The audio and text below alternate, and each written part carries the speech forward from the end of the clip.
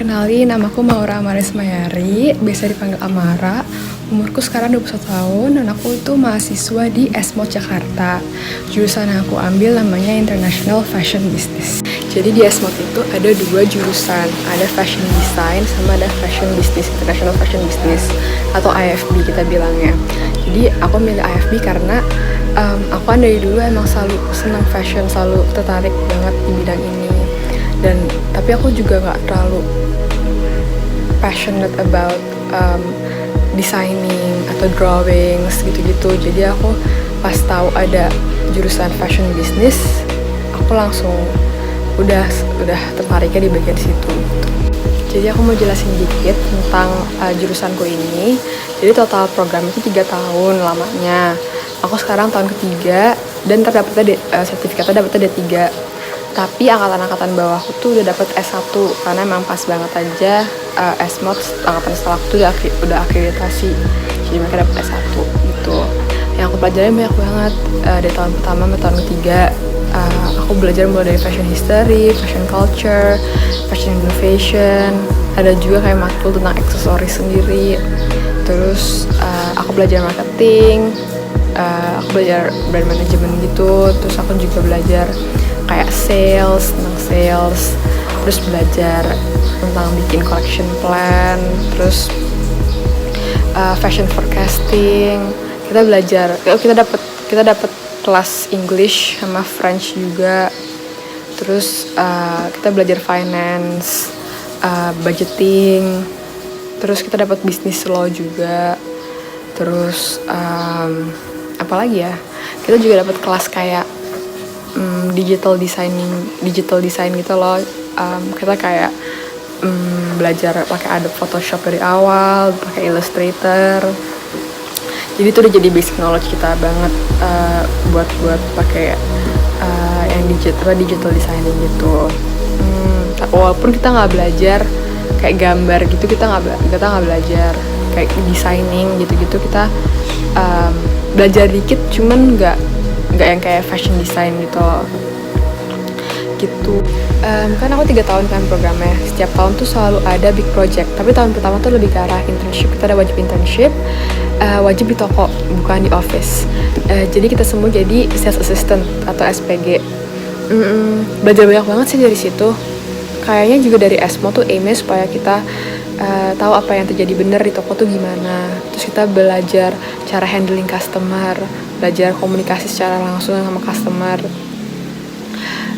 Aku juga belajar handling produk tuh gimana, mulai dari dateng terus kita inventoryin, terus kita pasang-pasangin teks, terus kita steam, gantung, display, macam-macam banget itu. Belajar juga kayak di belakang kasir tuh gimana program-program yang dipakai, maksudnya program-program kayak komputernya apa sih yang dipakai buat pengurusan pembayaran tuh gimana tuh dia ajarin. Belajar juga kayak manajemennya deh di dalam toko tuh gimana, struktur pegawainya tuh gimana gitu. Belajar itu. Terus belajar juga kayak environment di tokonya, dan bukan kayak sama customer doang tapi sama sesama pegawai itu gimana. Itu belajar banget gitu. Terus tapi itu sih, ini tuh yang aku pelajarin di internship tuh hal-hal yang knowledge yang emang harus dipraktekin gitu. Kayaknya belajar kayak teori-teorinya doang tuh nggak bakal semaksimal kalau kayak kita internship beneran ada di tokonya gitu. Jadi itu bener-bener nambahin ilmu banget buat aku. Terus dan pengalaman pribadiku tuh sangat challenging sih, karena 2,5 bulan aku internship. Aku internship di Marks & Spencer Senayan City. Challenging kayak kita tuh kerja jamnya nggak dikasih keringanan, jadi disesuaiin sama semua pegawai. Terus dan nggak dibayar, kita nggak dibayar selama 2,5 bulan. Tapi ya namanya juga internship sih, tapi kita nggak dikasih uang jajan, uang makan atau uang transport tuh nggak dikasih. Terus challenging juga kadang-kadang juga kayak customer tuh suka gitu kan, aneh-aneh gitu loh. kadang-kadang juga suka mean aja gitu atau rude. Terus dan aku kan di sectionin di menswear kan, kadang-kadang juga agak gitu deh gitu. Gitu deh. Terus yang bikin challenging tuh apa juga ya, ya itu sih berat gitu loh, nggak ada kelarnya. Dan kita tuh ada tiga shift, ada pagi, middle, sama malam.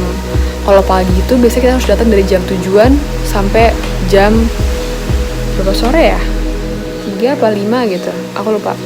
Kalau yang middle tuh biasanya dari jam 10 apa jam 8. Kalau yang malam itu tuh dari jam 2 siang sampai 10 malam. Jadi tuh panjang juga gitu loh. Dan walaupun tokonya bukanya jam 10, kita tuh kayak harus prepare. Harus kayak kalau pagi biasanya prepare toko dulu gitu, bersih-bersih. Kalau yang malam biasanya closing toko tuh ya ada ritual-ritualnya sendiri juga gitu. Kalau tahun kedua big projectnya tuh kita bikin brand sendiri, brand individual, mulai dari main brand sampai kayak secondary line-nya gitu.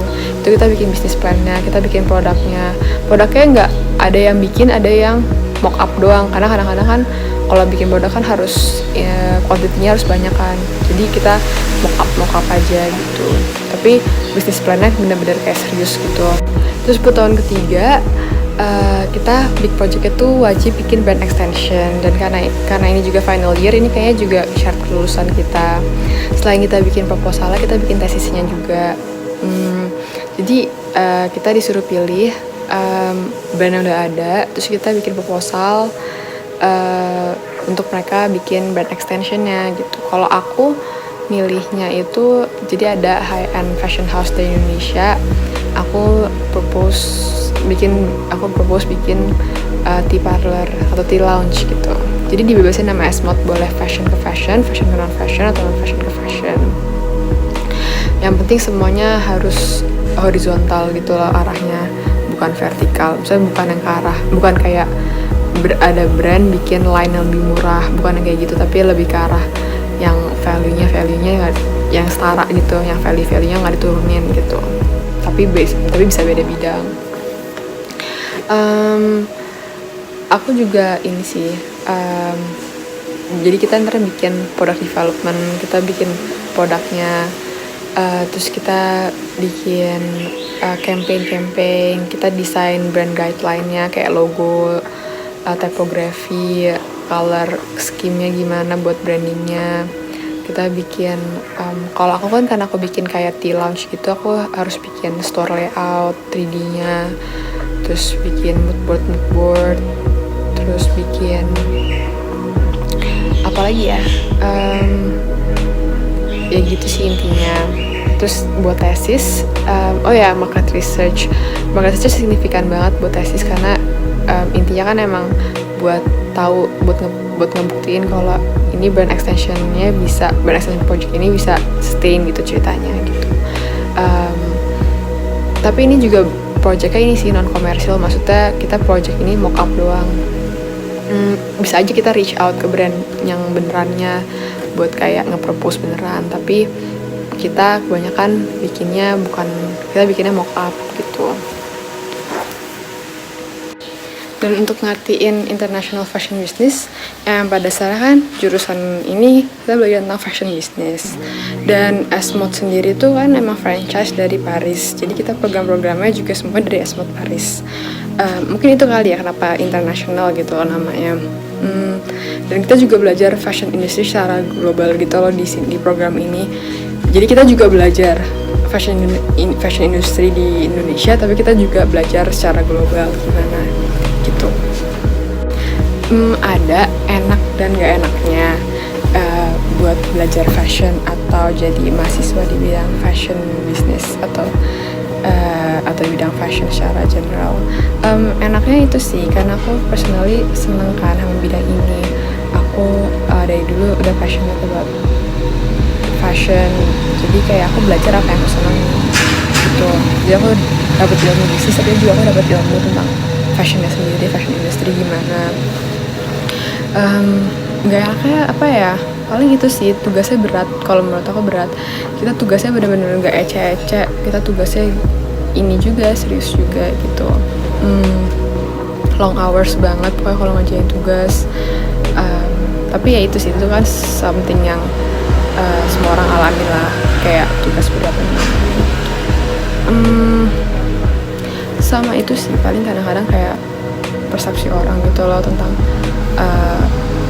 kayak belajar fashion atau tentang fashion industry. Kadang-kadang nggak diremehin secara langsung, tapi sometimes gak dianggap serius aja. Tapi makin sini itu sih udah nggak begitu banget kalau menurut aku. Kalau menurut aku sih prospeknya buat fashion industry lokal ke depannya kayaknya sih akan selalu maju, akan selalu makin besar. Terutama juga ada yang kemajuan sosial media, semuanya ada online, orang bikin brand gitu bisa lebih mudah, secara marketing dan campaign gitu-gitu juga bisa lebih mudah, lebih instan. Dan makin sini juga quality produk-produk lokal juga makin bagus juga, nggak kalah sama produk-produk internasional atau brand-brand internasional. Dan fashion industry kayaknya kan nggak bakal kemana-mana juga gitu loh. Ini something yang dibutuhin sehari-hari, sama kayak maksudnya setiap orang pakai baju setiap hari akan diperluin terus gitu. Jadi akan selalu ada, selalu maju dan makin besar sih kalau menurut aku. Tips yang bisa aku kasih buat kayak brand-brand netizen fashion maupun beauty, jadi apa yang aku pelajarin di ESMA tuh penting banget, USP atau unique selling point. Harus tahu apa yang bisa bedain brand kalian sama brand lain.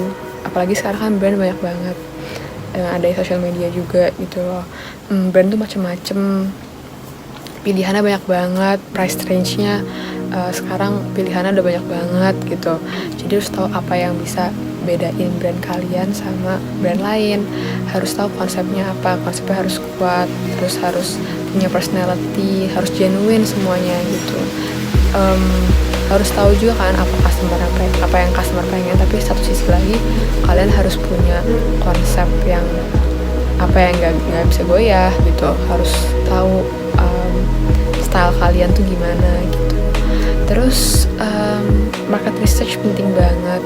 Harus tahu market kalian tuh ada, kalau misalnya customer tuh mau ini gitu loh. Harus tahu juga target market kalian tuh secara spesifik tuh kayak gimana, mulai dari demografiknya sampai psikografiknya. Itu yang bisa kayak market research itu yang bisa menurut aku bisa ngebuktiin kalau brand kalian tuh bisa sustain juga gitu loh. Bisa brand kalian tuh bisa berlangsung di periode yang lama gitu. Terus trend research juga penting sih. Ya walaupun konsep kalian harus punya konsep yang nggak bisa goyah gitu, tapi kalian juga harus tahu sekarang tuh customer pengennya kayak gimana. Jadi harus ada balance-nya. Trend research penting banget juga. Kalian harus tahu gitu. Kalau misalnya kalian kayak ngambil inspirasi dari berbagai hal, apa mungkin dari culture gitu-gitu, kalian harus belajar juga backgroundnya tuh apa. Gak bisa asal kalian suka ini terus dipakai jadi inspirasi ya, tapi kita juga harus dalemin background inspirasi gitu tuh gimana. Karena kayak kalau menurut aku tuh customer gak sebego itu tahu gitu loh kalau kalian tuh genuine apa enggak, dapat inspirasi itu. Jadi itu penting. Dan menurut aku juga brand-brand lokal tuh sekarang makin maju, makin kreatif, dari segi produk, campaign, packaging, makin quality-nya juga makin bagus-bagus, terus konsepnya makin bagus-bagus juga. Terus price range-nya juga sekarang makin bervariasi. Kayak there's always something for everyone aja untuk sekarang gitu. Dan makanya penting banget menurut aku untuk kita support brand-brand lokal ini, untuk bantu mereka makin besar, makin maju, karena ya mereka represent our fashion industry di Indonesia dan udah gak kalah gitu lah sama produk-produk internasional. Selain itu juga value mereka sangat menguntungkan buat kita sebagai customer gitu. Kayak mulai dari harga juga bisa dibilang lebih menguntungkan. Bisa aja gini, kayak misalnya kita bandingin sama brand fast fashion. Bukan aku mau jelekin, tapi kan kadang-kadang mereka tuh kalau fast fashion kan kita tahu mereka kalau nge-produce produk tuh skalanya besar, kuantitinya banyak banget. Terus harga produksi mereka tuh per barang tuh sebenarnya nggak semahal yang kita lihat di price tag. Itu tuh mereka markupnya tinggi banget. Kita bisa aja dapetin misalnya blouse nih, kita bisa aja dapetin tuh blouse di brand lokal dengan quality yang nggak jauh beda, bisa juga kadang-kadang lebih bagus dengan harga yang lebih lebih make sense buat kita gitu loh, lebih affordable atau lebih value-nya lebih ya emang segitu gitu loh, emang worth kita segitu gitu. Jadi dari segi situ lebih menguntungkan kadang-kadang. Terus juga brand-brand lokal nggak ngeproduksi barang sebanyak itu kan fast fashion. Jadi juga kalau kita beli fast fashion, kemungkinan kita ketemu orang baju sama tuh lebih banyak, lebih gede dibanding kalau kita beli di brand lokal juga. Itu nggak terlalu ini sih signifikan, cuman jadi kita kayak kadang-kadang suka ngerasain gak sih, misalnya ke mall gitu loh, kayaknya kembaran sama orang gitu. Jadi perasaan seperti itu tuh lebih bisa dihindarin. Makanya kadang-kadang value-nya lebih menguntungkan untuk belanja di brand lokal. Jadi selain support mereka, ternyata value mereka juga lebih menguntungkan buat kita sebagai customer. Jadi aku anjurin banget buat kalian support belanja di brand lokal, cari-cari, check them out, ya nggak usah beli dulu nggak apa-apa ya, tapi yang penting kalian acknowledge kalau ada nih brand lokal ternyata bagusnya sama kayak brand-brand internasional, mungkin sometimes lebih bagus bahkan dari brand-brand atau produk internasional. Jadi itu sih yang penting banget. Jadi first step ya acknowledge mereka juga gitu, baru kalau kalian mau beli gitu. Jadi itu dulu aja dari aku.